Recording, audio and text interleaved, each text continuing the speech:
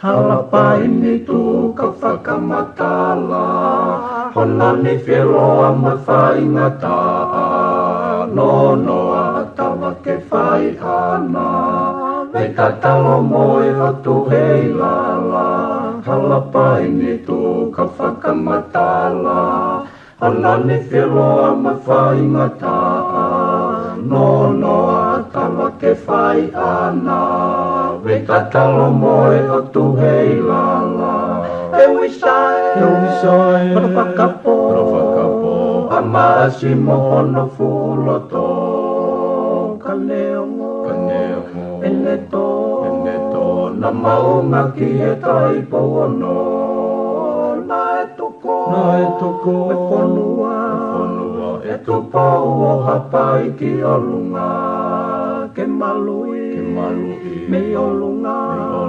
Atonga nio whai o tupua Utulai na o tumatanga Motakau no veka whakautanga Matangi mari e ko maua whaanga Utokalonga luko e hake anga Utulai na o tumatanga Motakau no veka whakautanga Matangi mari e ko maua whaanga O to kalonga luko e hake anga He wisai Rawakapo Amasi mohono fuloto Kaneongo Eneto Na maunga ki e tai pono Na e toko E whanua E to pau o hapai ki o lunga Ke malui Me olunga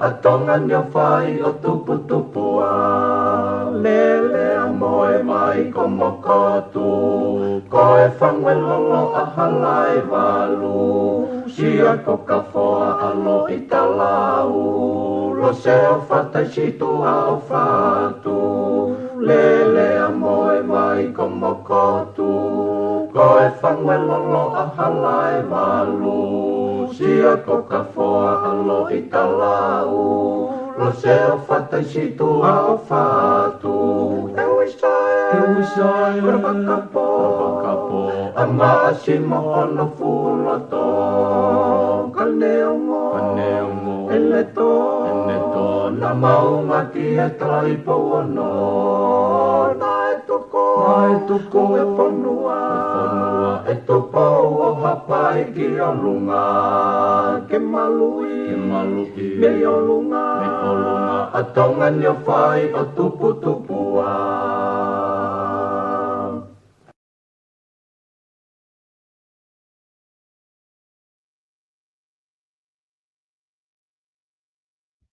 Ko kore ke u whanga I he ngahi talawhatapi ko toa peku wha a toma o atu he tau pokalama ko si ka lawa ki a tā mo e whainga maari e koe ni ke hoko atua I konga hanoa koe e tau pokalama whatwhanua fo au ki he weekend maalo e tau mau e whiawhini pia whatau e pia ku ongole rea tu pe pokalama marketing mo tolu I he houani koe whiawhini foki ku mau e whainga maari o e Eik Minister Police ba mau ngahi business e pule anga ke ma whakahoko re o atu pe polokalama pe mei tonga ek koloa ke lava e tau polokalama I he whiawhini koe ngā ke whiau ai whia mau koia ke whakahoko e konga hanoa koe ne tau polokalama ka neonga ko whiawhia ke tai lerei ek Minister Police I he laine pimen malo e tau mau e whiawhini ko ilo I pe ku ke fuongo sia bito I he whiawhini ka ku whamalo atu he whawhanga mare e taimi ke kata kau mai I he konga hanoa koe tau polokalama whatwhano fo oke weekend koe isi ufogeni na ngata foke ta tala noa ane nai I he tau whamatala koe na tau si kawa mai me alahi I he whika aki pia moere hola koe hopo koe kila tahani ma ko he panke pule pe ko tui mahalo ku ta osika ba de tole mea o ku tau malama tala noa ki ai i sikoni pe ko mahino pe ko wakai pe ko lahi apito ai kakai ku nau o sitohi na Facebook ai na ta fie mari i he tuunga pe he ai ola ko e hopo ka neongo ia te tau hange ko e whare na o mai ki mo ke proeki ko o siko ta konga ulaki ke tau teka pe ngai te tau te sio pe ngai mea i he hoko atu kai ki ngata iko ko e na ku wakai he fokula he pita ngai fehui o na o mai he prokalama ko ni ane uhu bena o whahaka te nau tolu mahalo te ta te ki kore atu ke ta ki i lere moa e ngai fehui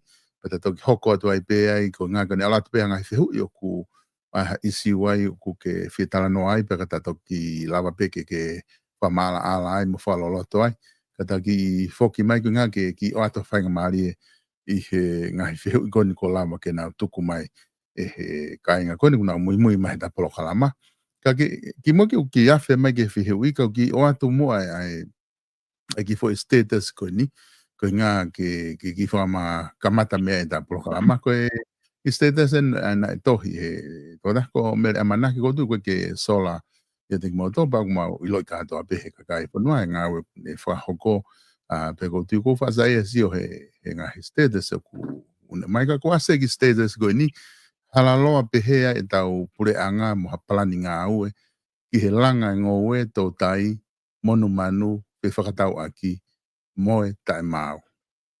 Aia koe di mahalo pe ku mata si ai ki foi status ko ni pe ku mata lahi ki hono tala noa ki ai. Ka di utuku atu pe ha o wakai ki ai o ku hanghange ko ku whehewi atu o ku ai ha mo palani peheni ka utea ki asimai ke ilo i henga hi sino ko ia o ku nau ngau ke ngai tawhaaki ko ia. Ko ilo pe foke o ku ai interest ya amele manaki hinga ta fakon ke me toko ni me pehe ka ngo me pehe ka gwa mo palani pe gwa ha o faka ko wai o ku status ai o ku tai mau nga pre anga ko ni ko nga ko ga mo palani ke nga ta faki ko ni ngo to tai monu manu mo fe fata wa Iyo ko ku rita ko e me ko no ke o ke Wharea mai aki ko ku hinga mai peia ki he potu ngā ue whakaluku fua. Koe. Te kono moni ko toki hu mai. Pe whake minista koe ni he ngō ue. Koe. He fui tem koe ni. Ka koe whehu i pe ko whe ngā ue ko he me he talo i tuu mai e potu ngā ue koe a me i tuai. Koe. Kono moni o koe ku update mautore e minista koe ni mone. Angai na ngai foto o whakateknikare. Ka una ngawe wao fia pita pe moe treiti. Ka koe lawe ni aku e nia e. Na wosi, mo pitangi manatui na wosi lawe o ki moa. Koe pot ngawe kone tautai mo ngowe pe mo takmamata. O wosoton ke pelu kato mai na utolo i ho malu e minista koe ne Trade and Economic Development. He koe marketia, koe tradia, he. Ai ki au ka kono toka ngai mo teu i. Ai protaki ko pe koe fua ngoe ko ke ave ke marketi. Makatu ngai a me he ngaue ai trade ki he fie mau ai marketi mo kau consumer ki he quality. E na ufata no hoke. I he palpare mako na feta ora como ka o meleni he to meleni ya ta ko o gai foi e ma u ia me market ke o te asia e fainga fruit flies ko pe a ta ko anga hono to o meleni ke uta e ma u ke o ia ha fu akau o ku fua e ofi e loto ngō e meleni. Angi koe fu mori, angi koe fu mango, ai go ne hanga whakatupunga e fruit flies, ke unga ke toi hawa e whangi mea e unufia i mo e whangi i bacteria i ke i he meleni. Taim gogo o se nau to e meleni, to whigo ne hau gogo ke teu geuta. O ku... Aia ko whakatara noa, ai mau ia ke ngau e ko oti nei te whakataha au mai na waspalani ai, ke whare peki, ke market, ke hoi ta complete mechanisms. Ko tu ia oku matavave ia pe fuave ke tuaki e minista ago ni maka minista ngahi o ngau fika o ako ni e ko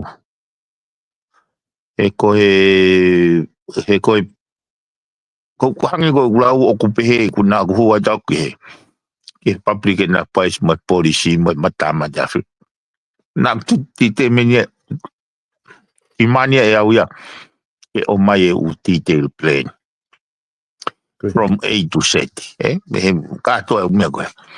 Ayo, ko ngau e ko ia ka pau ne ka ia me pehegi mua, ko e whakahela. Ai ko whatano a hangaton ben me mea ka polisi. Ko e update ko ne amai ko ka au. A polisi ko e o mai pe mau ki taim. Ko mau mahino e matore mea o ke fie mau. Ma o sila mato si o tupe, ka pau te mau whakakato mea ka ene aunga ki ngā weba mai ka. Ka hono mau o skated takai holo kei menu holo, se mau ke na honga wha mau popo ke. Ia ko kaire i mofu. Aia o uhinga le vai gau o ku fihia pehe ka atoa pe upotu ngāwe. Reactive pe growing organization ni ka tige ke whamau popo ngahi framework ka ngahi safeguard. Au ka iau tui o ko e tau e minister ko ni ngō wehe ngau e lahi ke whamau popo. E ku hange ko e ne tokanga ki he quality e kere. Koe lau whatu i tapu whoko koe tau sapati kolo i ngōwe. E ngōwe he tau he ono. Koe tau hono fitu tuwange rewa koe ke toi ngōwe ia. Koe tutuni koe ke kau isleri he aho koe ia. Nau kaipe me ngōwe. Ai uhange koe ni he kisto. Ai ka pau e ngōwe talo. Pe atake ngōwe talo e toki huri pe talo i aio. Ai koe sapati koloi. Koe hape mea vaine e fua pea ia te ia pea ko ia pea kai ka wake toi ngoe ai tunga kere he tau fitu. Kai ke tau mau i foke tau toria ai foi saikolo whakanatula he ko o tanoa foke. E koe unau natula koe lao natula koe tohi pehe o tua. Ai koe unau natula nyo whahino aku koe. Ka koe ui koe tau mau i unau natula. Koe lau koe whamatala koe he minister. Koe ta koe si iai whainga kemikale o deficient ia he ngowe. Pe tala lewa koe hawa lau e fua doa. Ka koe konga i e taha ngai minerals o tono no. Ai koe whaire wa ngā oe ke whengai ke recycle whakarerei. Kai lawa ke whoke kere o ne mau whakanatula pe hono iwi nei uhinga hono. Kai o kai au fu pehe o waha me urite ai komeni ko ia, ai status ko ia. Ka koe anga pehe ni whakau me anga, mana tui o pehe ni e anga i mea. Ma tui koe ki konga si pehe ulawa tālanga i whare area. Ka koe hape viu e taha ia ke he mea pe koe nei whanongi ai, pe angata i pehe ni whakamao popo ana. O kuinga i ulau e so. Malawa pe ke premature incomplete, pe tae mooni. e ko nga ku ne fai pe ia ene whakaanga pe ko ne observation ni me ki me si pe ko whanonga ko ti malo ko o ku mahino ai whakaukau ko ta kamata aki ko ti o ku kei whalala pita pe ai kakai ki he minista ko ni ko ngā ko no tawha aki pe mo e tau ke ngau ne mau pe mo ilo ke ni whalele potunga ka huange whako tala noa o ku fu ngā wela he nia ke ne whai I he ki taimi ko ni ko kai ko ha ka pana ko lere ta fa ko tau tui to tono ke merit ai I whakaukau ka ko e mahina pe ni ono e ni o ku fu wawe ki he talanga ai whainga tua ki pe ka kai kau ki hoko atu mua ki he whiu hono wa whiu e ni hono wa ko tō taha ko seniola kau fus ai ana ne o mai whiu I ko ni ko wakai whoke a honi e piwen ki he whai ku pepehe ha ki telefonio si atu ki he whiu ka pulu I baba olahi ko e whakalata whoke ai wakai atu ki whia kakai Taka whihi koe na se neola kau fusi tala mai e ke mua ke a toki uka mea koe hae mo oni o mea na e hake whare area whikau aki mo I paanga na e awe tai whakalao ki a lavu. Pea ku kekene o mai ai whakaukau pe koe awe ki ha ka koe anga pe e ku whakaukau atu ki ai hangihangi a deo na e mention he taha na whatonga I komen koe a koe awe ki a ka pulu. Ka koe ki fu ilo ki he taha koe ka ku tuku at peka te koe. Koe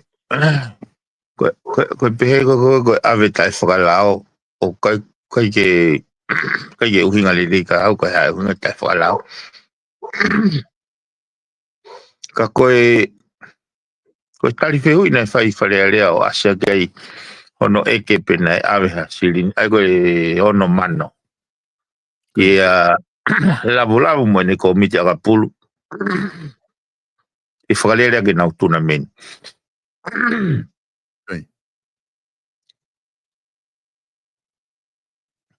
ko je u I lau ke ne whakalao man tai whalao ka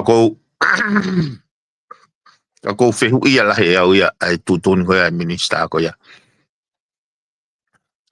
I he ne whakapoto mo ne tai whakapoto e koe u mea pēni o tau tala noa ke whakasisi ai o mai o tata whakasio ene monu ia ngau anga pia moe corruptions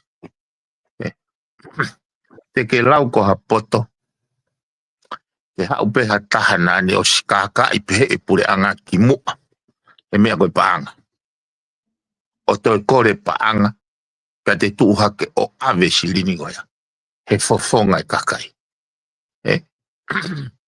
ke au na ku o ko loto mamahilahi au pita kapau mooni ai ave silini goni loto mafolau e pare mia ako loto ke foki mai ka hanga o hake issue goni e kabineti e ko hono mooni koe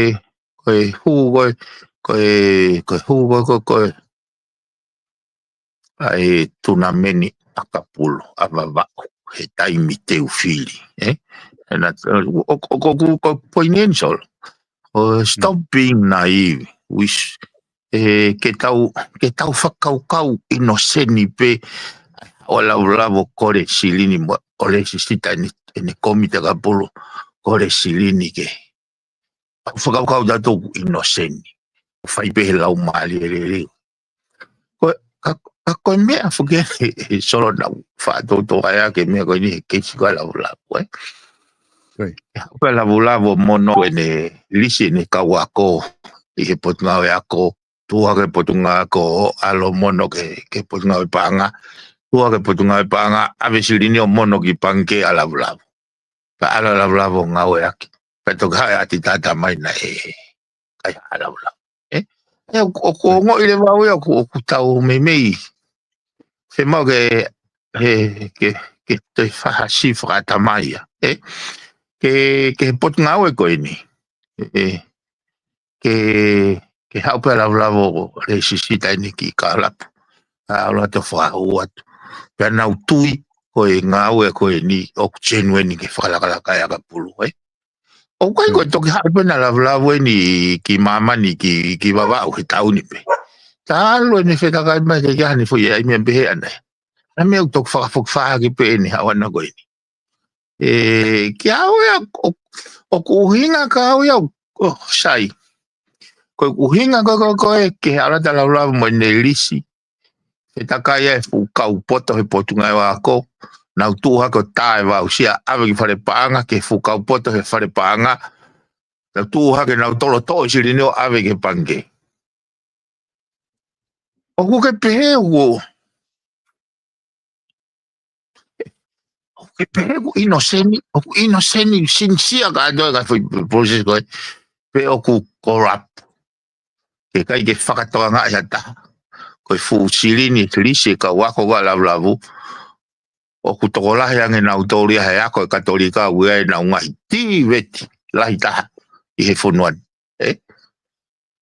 O ke pehe o ku inoseni ai fui hu atu ai kau ngau e koe he mia ke nau tuha ke pe o whakateki katoa pe o ave sirini ka lavlavu. Koe kuanga e kuongo o koe mea kuwhiarak mana tui solo koe talu e tatala noa he fie mao ke pule le whonua. Koe tatala noa upeheni. O koe kai koha mea ia ha pati, koe koha mea ia ha kulup, o koe koha mea ia ha ta. Koe pule le whonua koe fufoi. Koe fufoi kawenga fifi mua whakaitanitia. Koe kua osi ui mai moe nea whio ke pule le. O sui mai mo ku wahenga ke pule le. Awa taha o whai hala. Ta tawa i pea ka pau na aku pati pete mau, kabineti pete mau. O ku kai whai hala pe, mando o ko whakawhenga ke whai mea koe ya. O kai ke uinga koe whai hala pe, ai te pire ho iki, koe whai le i pe te pire patoa. O ku mau loa pe whai hala mo whai le he o te pire. Mau pe te pire ho iki, mau loa pe, ka uke kai ke ko uinga koe nau pehe. Ko ia pe tau pe piki ke. Ko ia ko kuhinga ko ku pou o whaia ki he pure rei. O kai ko pou o whaia ki sino pe ha pati pe ha kulu pe ha whainga kakai. Ai ko kuhinga i he issue ko ni neonga ko asi mai ko me kau minista e mau. Ka wai me ta ko te tokanga ke. Mau inga koe.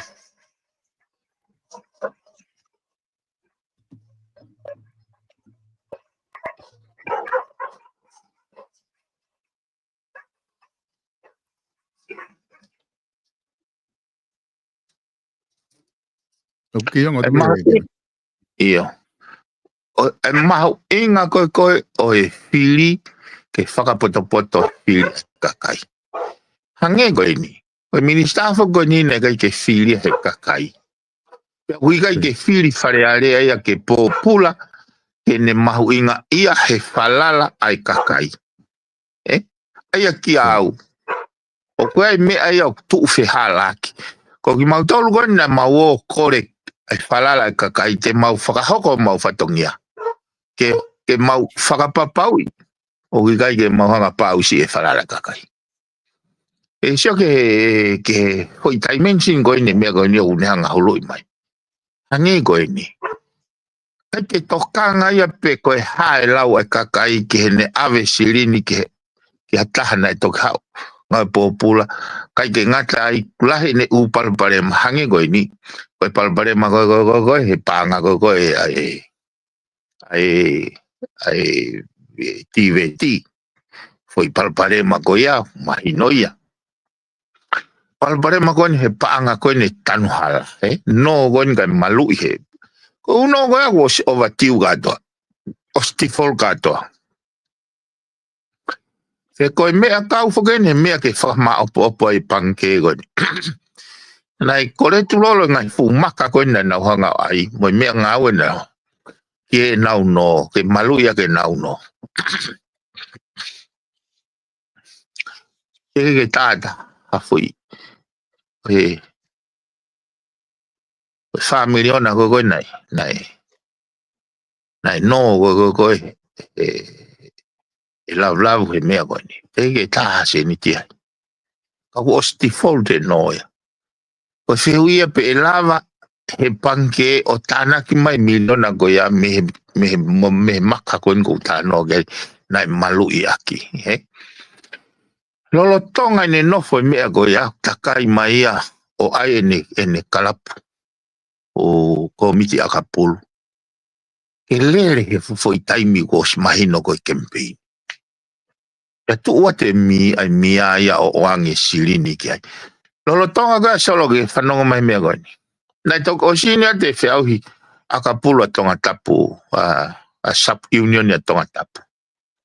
Pena mau e hati hoi pare uro aki koe ni mamano. Te kei ke mau e silini ko ya.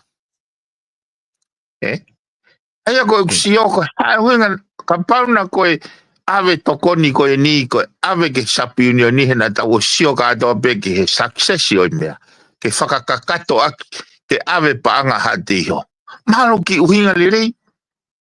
Ke tuha ke ave silini koe nga koe o mai a komiti akapulu o kutaki mai a lavu. Ke aya ke nau tuna meni. Lolo tonga koe aku wavalo ate whahau whatongi a unioni i tonga tapuni. Ke au whehu ia au pito ai tūnga whakakau nai whakahoko ake mea koni.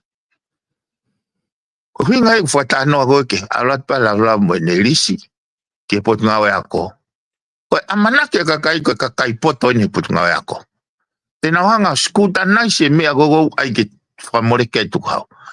Tuha ke pe nau tolo tae wausia. Ai pe ke aha mea te nau whakaukau hala. Ke alat e lisi a koe tokolahi a ngai. Tuha ke pe nau tolo ave ki whare paanga. Pe tuha ke pe a whare paanga. Amanake kakai poto o kui whare paanga. Ke nauhanga malu e tuhau e kakai. Tuha pe koe a tuha ke pe whare paanga ave whaasirini he pangea laura. Aia ko o kai keu tui au o koe angai ata mai lerei pe au ino sene whakako ngau e koe. Kai ta ke mo ksio koe nge mia. Koe keu tui e malava e ofisa pe koe. CEO pe koe minister. Kene ilo lerei pe situationi. Koe isi uke he ka pau na iaha direction ia mea taha. Ke whakahoko mea koe ni. Ke au kau e whakakau whaware wale. O kou tari ke whakamai pare mea koe ni. Ka hei ke tuku noa e isi ua ea sauro. Hei kai te uhanga tuku noa e hamea o ku au fia. Hei kai ke aonga e tau whekumi e pule i lere whonua. Ka pau te tau whasio ke me isi ua ni. Kono ui ngā pe koe ngā koe. Pinete no tau kau gai. I kai, kai ke pehe usio. Te ula pia wha fisi me kapineti. O makatunga he ke isi koe ni. Ka koe uhinga ia e ku whangong. Ka pahe kai ke whakatontone mea koe ni. O kai aonga rewa e tau efete tau tonu. Ke tau toi kumi. Ke ngahi corruption koe nu hoko e whonuani. Pea mou whaka nge ai. I he whainga taa o hoko hoki tonu mai whanuani. Pea hae ka hau o tauhanga teu i. He aho te tau mate ai tau dolmes. Tau taimi. Ka pau koe heangai ne tau whanonga me heni ke ka. Tu unga whakatu tāmaki. Pea ki au. Ke mahu inga ia ka kai he nau whiri. Ka nau o mai e nau whiri. Ka nau o vinani te ia. O kai ko ha mea ia ki nau pe. O mō whiri a mea nane. O mai tau mea. Mō whiri a. Ko o wa inga ia he ka o whanau. Uif au ta tauti. O whai e whotunga whai o mai. O ko mea nane ai tau ko tuna mene a ka pulu ne mau ai tau seniti. Mō whiri ai. Il ta ko mohanga ia tanu ka o mu fa. Kai ke. O fa malo da no ha ke se wi. Ka ko me ke tau tu no. Na ia fo ke mahu inga ia te ta do na ia mahu inga ia. Na ta os tala no be tau he me go ni. Mo I kai ke aha interest ya pe me ko mafai.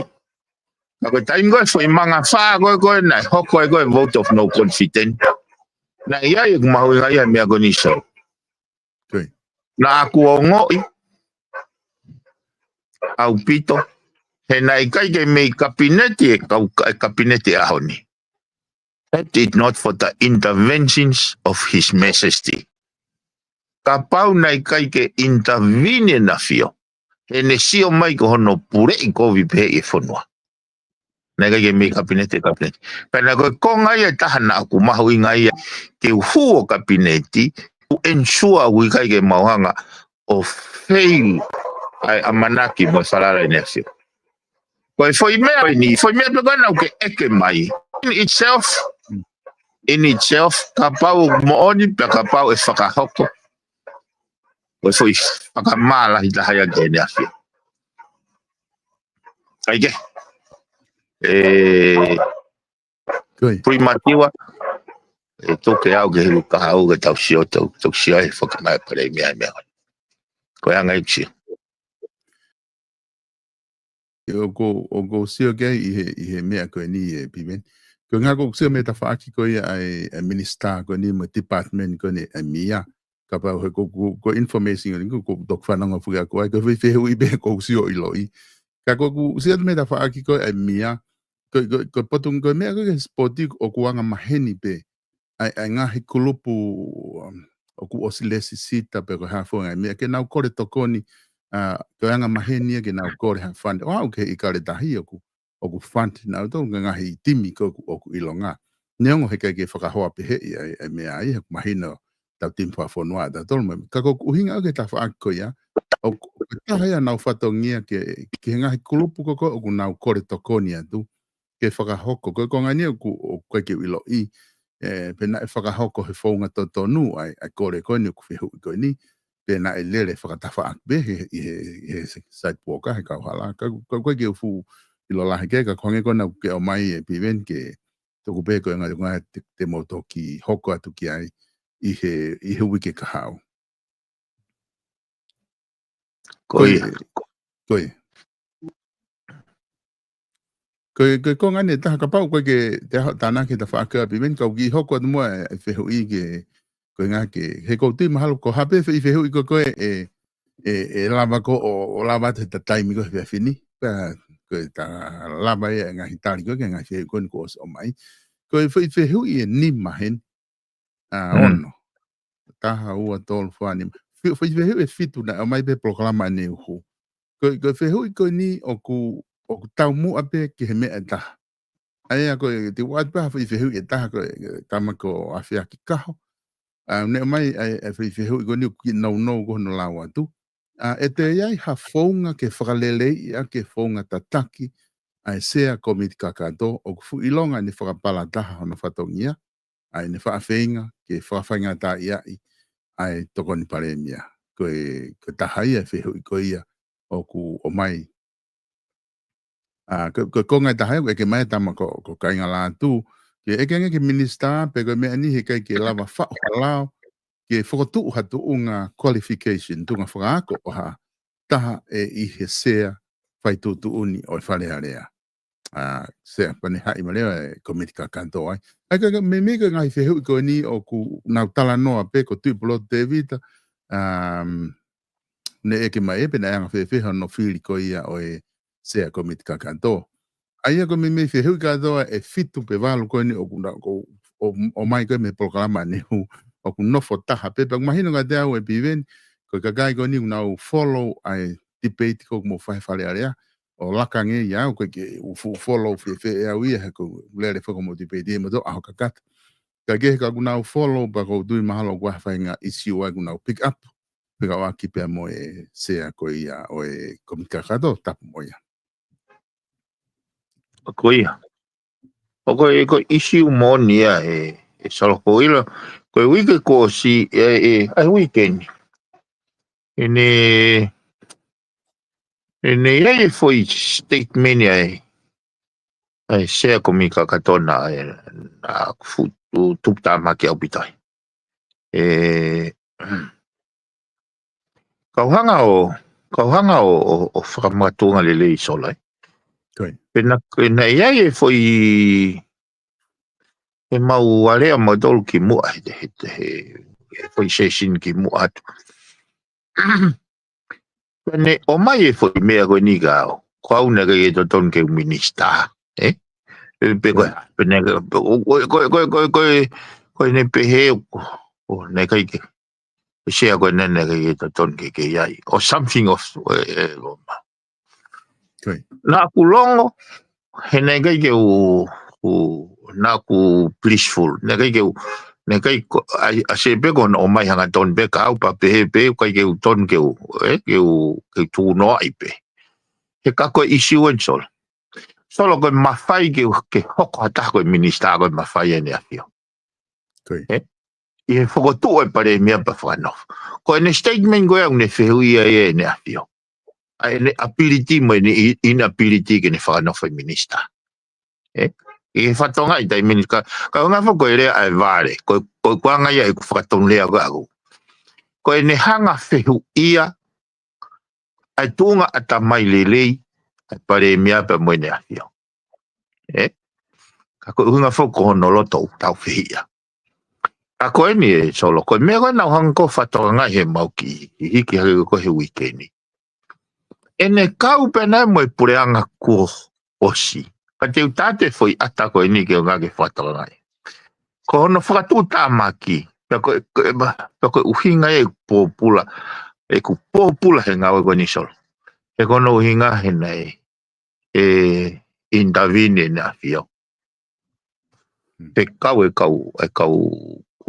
no pere ke no whakawhisi. Pea, he kau e pare mia ke oe te whakakau haka no pere kapneti.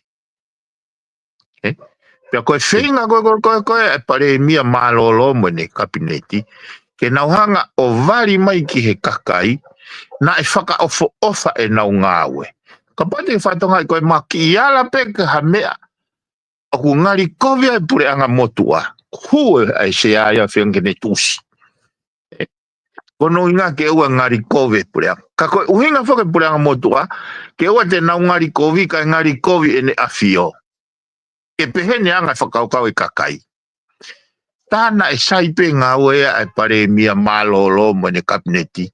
Ka koe kovi koe intervene ene afio. Hio, koe mea e pou i he no pere koe ni. Ke tō mo whawhanga he atamai kakai, tāna e saipe ngā wea pure anga na e whakawhisi. Ka koe kau noa a ene afio. Hio koe mea eo pou i koe sea. Hio koe mea koe na aku o ngoi, ka pau e whakiki e pare mia, tokon pare mia mo e pare mia malolo. Te ki ai tō taha ke uwhanongo, ke pehe sea ko mika ka tonga taputolu, koe tō tolu pe, koe ne mea pea ku whai, ke pare mia pe koe watata. Ta koe ne foi statement na ne fai o pehe.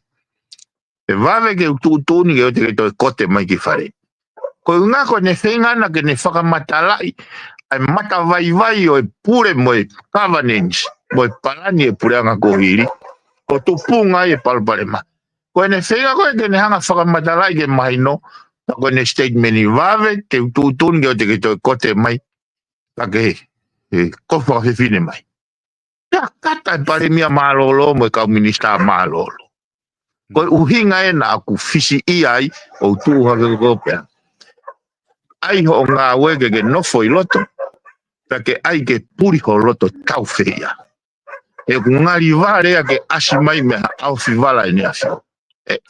Ai ko na ku ta e fie maria bito. Tau ta ia te bile pa hua ki to alu. He kono hinga he ku ai ke tore leite e aue ai whainga ai ako kusio na whatonga i tō whia pen ai mana toi ko kautama ya goya pare mia mo to pare mia no ko kautama wanga le ne ke nau ke nau kavatonga ke nau poto he ua whakakavatonga be ko o fei nau hona o fukia koe toki ukami koe fumantau koe toki ukami o kai ke utari au e whainga whanawhala whakakavatonga pehe Aya ke au ka pa ko observation ia. Ona moni ka pa na to lo ate maulere. Na ku faka ko ku be moni teo protest ke se fa le. Ku osta fe unga. He gune o demonstrate ia ai fil mana ko fatongia o sea ko ne forma pope ai tipe ko ke kau ka fa ko ne ki clave pe Mwene no foko ke ne whakamao popo ke ngari kovi pe ai pare mia konya. Ai toko ni pare mia mo mautolo. Ko ne whakamao popo ke ne a whi. Ka ko no fo whakakau pe ku whi ho nau atamai. Pe ku nau whakakau o ku vare kakai. He ku anga ko usio nau turiti ko koe. O mai mea whakana whala mea loi. Hange koe whainga whakakau ko ni. Sea rea mai bena more ha ono no miliona. O kai koe whehu ia ku eke. Koe whehu ia ku eke he atita. O te gai koe paanga ono no miliona na whakamore ki he project koni. Ka te gai ke o mai koe receipt pe na whakamore ki whewe. Whewe ka pao na ke totongi koe mea koe na koe receipt na whewe mau koe receipt ia koe albea koe he kautapia a koe. Hawe koe ke o mai ai, kono inga koe, so koe uhinga inu koe ke o mai pe disclosure receipt. He koe mea ilo he atita, ai wheitu na ave ki ai sirini. Ka koe hawe koe ke nau o mai ai. Koe inga koe ke nau loto ke ilo he kakai ai wheitu na ave ki ai sirini. Koe ke more sirini, ia hange koe anga, hono ke hange koe nau anga koe, ke pehe ku more, o vare pe ku more ono no miliona. O ku nau kai. Koe uniga solo. Koe me fuke nau eke aiga nau tolo. E anga whewe o moutara mai o kui kai ke more sirini. Ka koe risiti peu tae mau. E ko hae au whe kai risiti. Ke tae mau risiti peu tau kai tau te risiti. Koe kai paanga. Koe paanga ku kai. Koe winga hono tuto e risiti pe hono fufu e risiti. Pe hono hae risiti. Ke ue mau ha risiti. Ke ue ilo pe na alo silini ki whe. Ko hae a tene tala mai u mau e paanga ka koe silini pe ka koe te risiti pe tae mau. O ku toki lava tala paanga ene mau me he risiti. Ko mamani au pehe o sequence olo. He kai ke te lau ki ta pehe o smau e paanga tau whakama popo mai nge risiti. He ko hai e alu maha risiti, ko hai mau inga ki ha risiti. Ko e paanga e toki tala mau e paanga he mau e risiti. Taka pau kai ke mau e risiti. E hanga whewe ke hau ha taha tala mai mau pe paanga ia. Ko risiti pe tae mau. O ko au kuna manuki i au pito e tamai lere e kakai pako ita au pito. He kustio ke he nau whekau aki.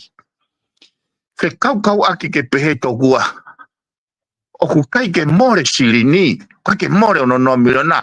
Koe risiti koe pehe koe he atita. Koe whakamamahi taha. Koe kai ke mau e risiti. Ke lava iloi koe hae toenga. Ai mea nei te toi ke whakatau, ha toenga he sirini, ke lava to'o mai sirini goia, ke ave ke hawhainga activities e benefiti e kakai. Tinai e kakai me tae mai e whakamau popo goia. Ka ike, ka whaka foki. E kono moni hanga pe he share kakato o ne hanga expose mai ia e nau whinga wea ki ko koe pe mo pureanga ko ki mua. o hinga na file ke sea I nga hi mea ke moanga e nau whewhakatau aki ka koe whakamamai taka solo koe hanga he ne mausia o ne poupoi ai mea ke ngari kovia e ne afio he koe ultimate pepe sea ai ki ai puranga whawhisikoni e kusio wage ke whaunga e nau whola haka po whaunga e nau whakatau o lunga ke asi mai ke kakai na e whakaofofa pe e nau ngāwe ka koe mau he ne asio he ne toi kaunoa he kaunoa pere masi whakamamahi lahi e ksio ko ke ksio ko koe toi peke pea koe na kuke keifie pare miaka ke whakawhisi ene toi hau koe ke whakawhie potoi ai pare mia mo tokon pare mia na ton ke pehe ai pehe Kamela ka kene ai pehe ai hono taimi ai toki whakawhisi a patok alu ya Ege mana koe anga be fo tu o tua ke expose ai moanga ata mai kovi o kunofo he te pile ko eso ai ko hange tala no ai ko ke ha receipt ko no normally na ko mo ki mato a even na kai e na pa nga be ke tu ta na kai ke kai na unga we o ke kai ke mo tu ko la mula pe ko ke kai ata ha bang na unga we ape ke ke kai Koe lau mea, lau koe komita kapulu ka mamau, Tange lau. Tālu e lere komita kapulu, moe kaipe ne yaf e tau sirini. Tā ki hawa me uta kai mua.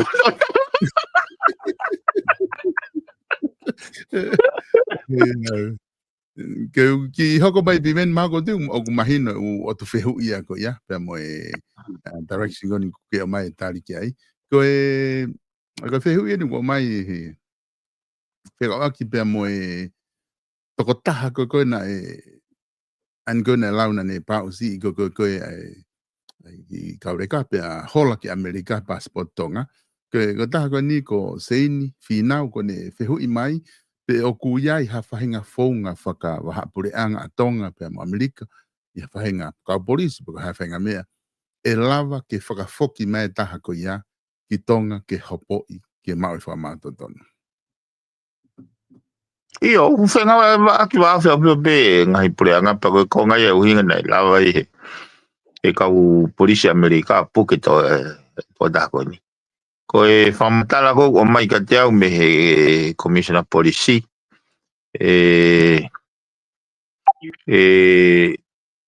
pau e whema umai he whamawanga Amerika ai kaure ka ke whamoni te nau hangare hanga pe he federal state of whawholawa te ai kaure ka ke whamoni ke ai whaene haupo aia o ko ksio kaito e mahal na sayang pe hono po i Amerika ku ano o whakapuna mai ken kau koe kaure ka koe nei victim so ko he case koe ni koe lau koe tu koe taimini koe whakatuto ke totong he kau he federal state Amerika ai kaure ka ke nau alo lavat ke whakamoni ke hoko koe kau whakamoni he hopo tau ku whenga wea ki pe koe uhinga e mea koe konga koe ai hola koe masi koe konga ia koe corruption koe he ni he koe mea koe na ku na brief mai koe he police commissioner koe passport i he hingoa kehe aia koe fo ipuna pe me hen ki fish aia koe ma koe passport i o hui kai kono o hingoa tonu ia hingoa ia koe ai koe he potoi tau Amerika koe foi tau moa bege togi fish ai koe bege fishi kai leo ke toi lava ia toi ngau ia ke passport ko ia mahal alu le vai ke basi o tau pepe o koni MPC more ne passporti ko uyu ma o ne to hitawa na mo me pa no na to ai ne ki emergency ka fuki he ngahi priority ya Amerika e nau toka nga e nau kau citizen se fe ne toki mawahe ko alu ki Amerika o toki ilo at ko kau polis tonga nau toki fetutaki ko ki he Interpol ko ne o toki ilo i ko mea pa toki puke i ko ni e o whenga o e aki ia ko ne tuia ko he taimini ko tui mahalo ko o mahina pa mo e whihui ko ia ko mahalo ko o guai to kon wha nima o ko sepe nau whihui ku nau whihui pe i he enkol tatau ka te watpea e whihui ke no ko inga he tatala noa ko ni ki toko taha ko mo hopo ko mo ne kilo taha nima ko ni pankewe mea ko whihui o ari he whakaukau ko ni toki nau tolu ko o singai popula ke he mate o kui ai ha whahinga maari ke nau ngau e ake case ko ni ke nau apto tangi ke nau hopo ko inga he ko ku tama ko na kila tahani ma ko ku ta fitu ki ange pe nau tau lahi ka ute nau ngai popula ke mate yo o ka ko hanga foke e fifili a tamai tangata e ko me ke he mon manu me tangata e ko tangata yo ko fifili ku rational and thinking yo ku critical ko hinga ko expect tangata ya ke lava o improve in a living standard as they go ko monu manu solo tapi na te la no to fale de ko na no fo pe he vata o kai pe na te lava o he kai ke ai nau ko ya kai ke no kai ke tapo ki ak na to le nau o uhinga pe ka te au e fifili ko na e ko uhinga e ko fe ma wa ka fa ma anga ke rational e na fai to ni very rational very reasonable pe uhinga le e ko fili tonga to nupe ke uhinga le uhinga nga fi ma ko he me ko fa ma wa ke uhinga le na fai to ni he oku uhinga le e kakai he ko foi i nau fa o tua fa ta nitia o kui kai ke o kanga ko lau ko ta te lau ka te shot ke hangeri o kune fohi foi sia ine o li foi sia ine ka ne kai kiri e kai ke uhinga le bei ayo ko rational thinking o o nau fewia ko mea ko pe ko ha me malava ko mea kai tau lau tanto ko no moni ko ke uhinga ke hala e pa tau ai hala le vai pa ai hala e pa o se ai foi hala fa go ya pa tonu le ai u hala go ya ikai e ke hala pe ko me go ni na fai go ni he me go ni hala ko me go ke pe ke fa ton mai me na o ai ke o mai ke na hala ka toa kai ton o ku hala pe ya ko poinia solo pau ke fa ton ai me u hala ke me au tonu ai guange go glau foi sai ne o kai foi sai ne para ko kiri ya ka me go me o halme so mai na do le foi sai ne li foi sai ne ka kai kiri pa tamai ei ai mo mau dol ke mau kai mau dol kiri ala ko foi sai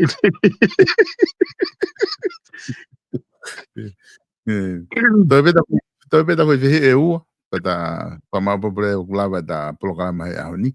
Ai koe whihi whihi koe ni koe tō tahani na ne whimau ke ne ilo ai whaunga koe ni o ku kiria aki hato le kōti. Ko tui maha kun tala noa ke le kōti whamawanga, tō taha ko ripe vea tupu. Na ne kore mai ke toange koe hae ai whaunga to tonu ki hono kiria honau le kōti.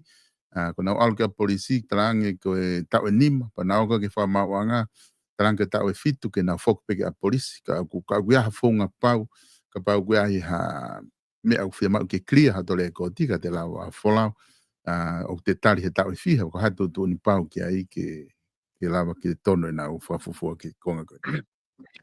Hei, whai ke mai mea se lia. Koe whema ine police le koti. Pe awa te police le koti, wai ni ki keisi he nei whai e a kosi.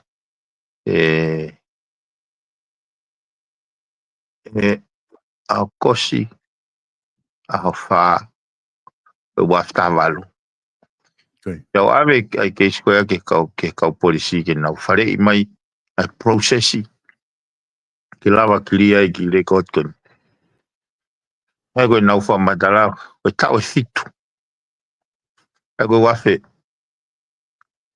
tā walu, o tokilia ia he wafe wanima, au kose wafe wanima, e aho wha.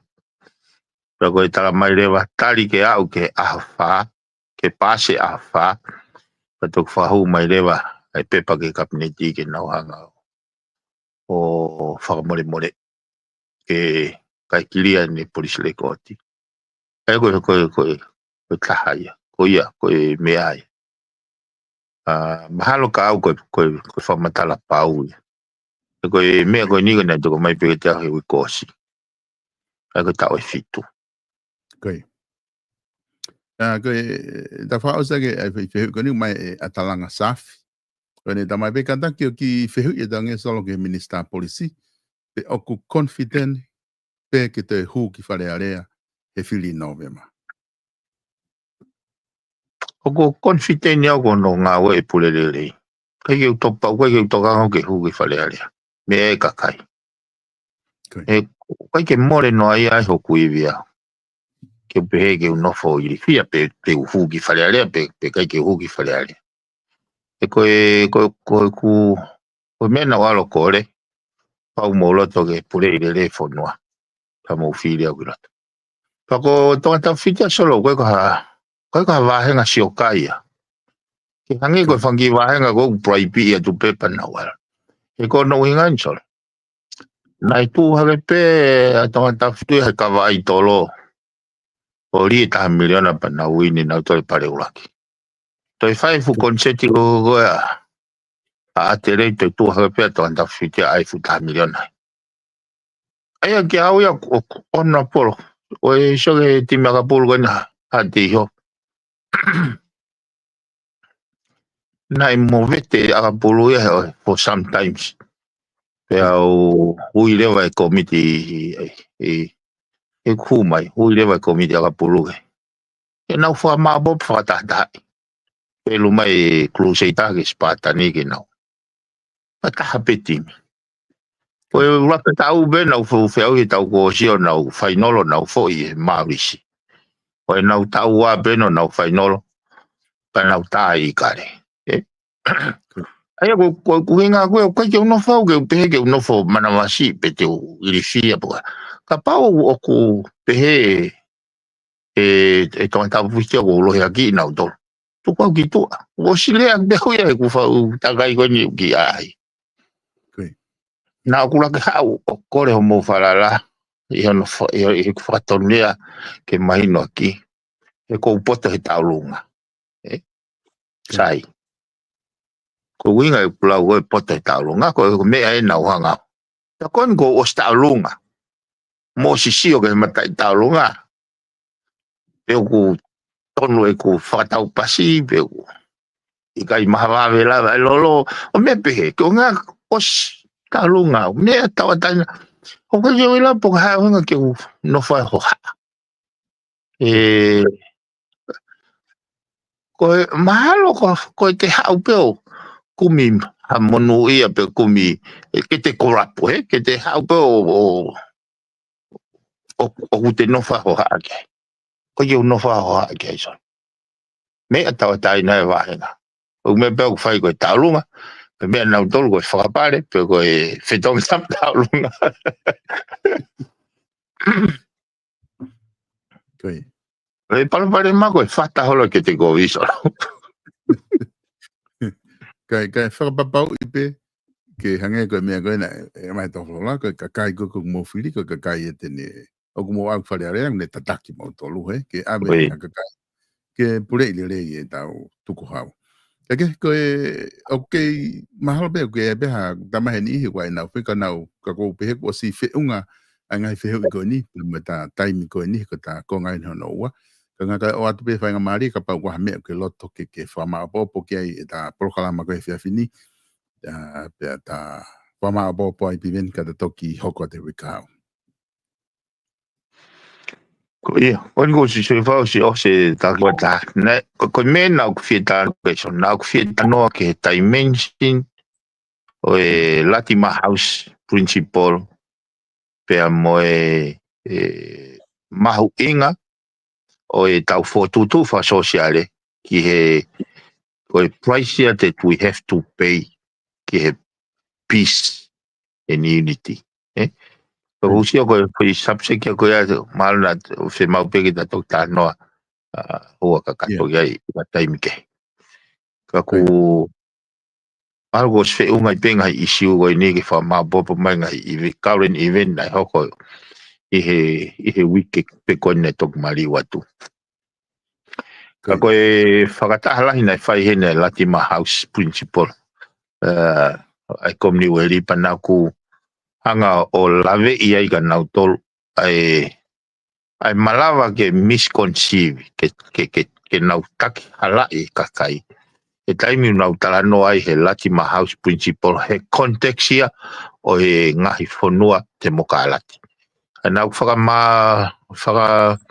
mawhai ka nautol ko konistu tone o whonuani o kei whonua whaka konistu tone whakatipi pea koe mea nā whakaamu ke nau o whakalere he ki workshop ko ia ai ngā aue ai Latima House principal i he context o pureanga o ku whakonistu tone whakatupi ka ewa te nā mai o malanga mai he Latima House principal he context o pureanga whakatemo kālati ke hange ko fisi ko Vanuatu o Solomon tau tala noa tau o ku hala ke tau tanoa tau tanoa te mokalati pa tau tanoa i New Zealand, Australia, mo Amerika. A completely different context. Mo different history. Me to don ke tau si ofi ki ai o ku fe te mokalati i he atakai o Pasifiki. Ai go wao fiange ho nau ta mo nau o fonuan ona moni nau toki fatoanga he mea ka mahu inga au pito very critical or very analytical ai tau assessment o hangahi atakai faunga o pereperengesi ke tau tangata hau taike ka toki lele ha foi programa e sai me ko ku hanga ko mau o se fare area tu aprerul ko pe tali e peke fili ai la hile va ta time ke ta noi pe mo le mau inga pe ko ne fili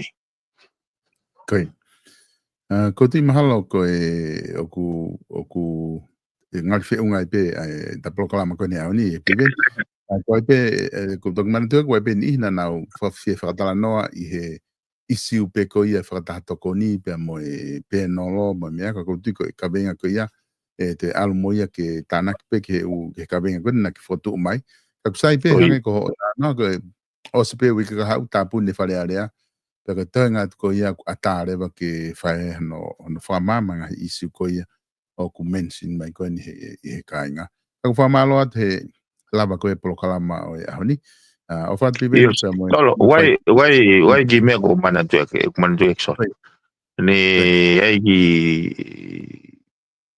tanta ik me New Zealand ne fa fitu tak mai ga o he weekend ke makof pe mo ne io na ko vale au pito very sincere mo ne ko ne fa matala o tau fitu noa pe ku os fia pe ia ka mate he ahon pe mate hatau e wanoa me hen kune lau e mate fiefi e ne mai no o ku ia tahau ne tau kawe ke pule i le fono osi e foi whakau be o splishful be ya o ko tau he ki momeniti na ku ngo ia pito e ku lau ga ku o ngo ia ai mahu inga kovinani te whai pe mo kakai he nā ku pehepe kau ka tō pe au tō kau ka lava pe au lava kai kehe koe mea ko whakatu ke kakai o fu kai ko ha wa mea ke uhanga pao si ake nā tō ke whakamamata pe he nā ku o ngoi emotional au pitu osi matanoa pa ne mono mai ki isila koe ne token of appreciation pe mo ne se kau ngā mamahi pe he malolo ai tō au fine ki kau whiri ke unofo pe koe whatongi hai nei very ongo pito ko ku mafumu hoku loto e ne ai veke ki tāna ko tui pe o ku kau he mui mahi tā programa o tui pe koe ki ne loto ke o haka hona iwa ka kou e whamalo pe ko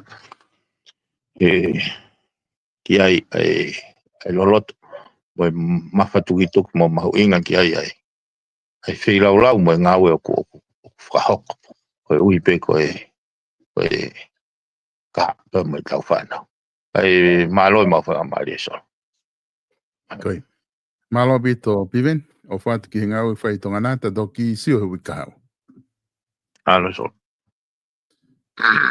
Amaro te kainga I he lava koe tau prokalama koe whatu whanua whao konga hano ua I he whiawhini kore whamore more atu ka ki mo dolu koe ke lava kakato mai ha mo whihu I ma tuka ta prokalama kua ua peta ka koe ko si lava mahua taha mi tahanim ke lava whahoko ke tau prokalama he whiawhini pea o ku koe hape whihu I koku lava o ave ai koe penga he whihu o ko issue ia koe ha o ku asilahi koe issue ke tala noi hange koe whihu ke whataha tokoni koe penol ai he ke wawe hono tali ai tene te ke taimlahi ke whataha tala whakaukau mo enkolo whawe u whihu ke ia pono hinga o ku ki tuku ai ke ngaka lere I ha whai polokalama kakusai pe o te mawhia maare pe koe ngā koe me ose ngahi issue koe me whare area koe waha koe ia ki he taimi whiri koe nove ma ko tui koe taimi lele ia ke focus ia administer I he ngahi issue pe he mo lawa whotu o mai whamalo tika tiki mo dolo ku mo wha o mai ngahi issue kua tohi mai he tau taimi polokalama ke lawa pick up hawanki issue ai ke tokoni ke tau polokalama whatanga pe ke mo mau hasapate lele I he apongpongin ka tau toki hoko atu I he wike kahau pe mo whamalo atu ai pe ki whafunga atu whamalo ke tau ka sponsor I he tokoni ko toa pe o ku mowhai lava ke whahoko ai tau polokalama ko toa pe o ku lava ke o atu mihen South Pacific Loans noa walungeau walu hiwa walu ko e wharekosi Francis Tickets o ku tuumalau ke lava o fitu taki kiai I ha o fiema ko e wharekoloa wala Page Fashion Store te ke lava whadau me ai I he fiema o wala ko toa pe ke kinga tai ko ngahi nau ko toa klipa mo ha fue wharekosi ko e wala o ku lava pe o lei pai te ke fitu taki pe ke nau tolu ki he wharekosi me wharekoloa tala noa ki ai pu hai whaunga te ke tāta ai ho pe meni I ha wike tolu pe koe wike wha lava ke whainga fua mo maa ke te koha taha o totongi te ke toki awelewa ai koloa ko ia ka kenga tai ko e ka taha maka ko ia te si pe me Brisbane o ku lava ke whitu taki ki ai I ha o fia mao sevesi ko ia o whae te si ko maka ko e live stream ko taha whalani menga ia la mea pehe ka ko e lava e tau proklama ko ia I he ahoni mo e whatawanga pe o ku ongo le reet ka tiki modol mo poulia